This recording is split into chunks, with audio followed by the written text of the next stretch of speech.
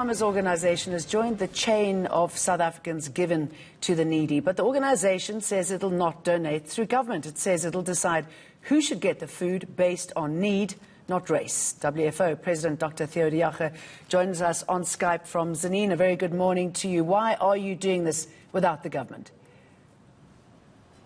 Good morning. Well, once you've gone into those communities and you've seen those families and the agony of children who have been crying for food because for 2 days there'd be nothing in that house, you can understand that it doesn't make any sense to apply for a license or a permit to take some surplus food parcels or fruit or veggies there. It simply does not make sense to put all the red tape in between where the food is and where the families need it. And so many farmers' organizations have partnered up with churches, welfare organizations and other NGOs to ensure that we get some food into those communities and into those families. That the farmers simply said, there is no way we are going to allow the centralization of food aid. We will give the food to where it is needed desperately and where it is needed now, as close as possible from where the surpluses are. You said that you'll do that even if you have to smuggle it. I mean, you do know that you are breaking the law here. I mean, there's a reason that we have these rules in place, and the government is against this. You could be arrested. There's no such a law. This is one of those regulations which simply do not make sense, like the banning of e-commerce or the banning of the sale of cooked food. And government cannot reach all over the place where people are desperately hungry, especially here around our farms, where we see in communal areas, in these villages and on farms where people really sit with absolutely nothing. So yes, that's why I said, even if we need to smuggle it, we must get food into those families now.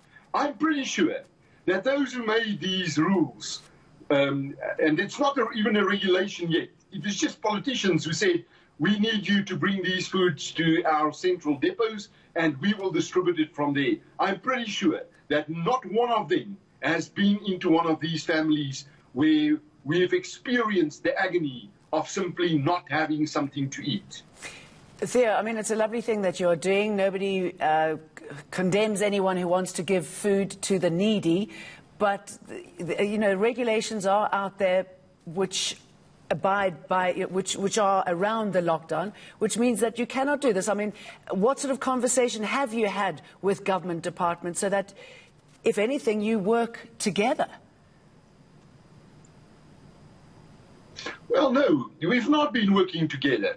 There was no outreach to farmers or any of the welfare organizations who've been distributing these food parcels.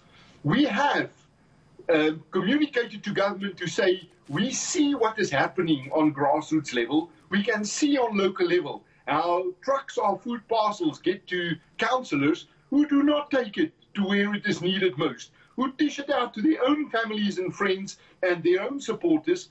And it has been all over the media, and thank God that we still have a free media who can report on these things. And we have not seen any consequences of that. There was no action against these corrupt officials at all. And then they expect us to take our food parcels into the same depots?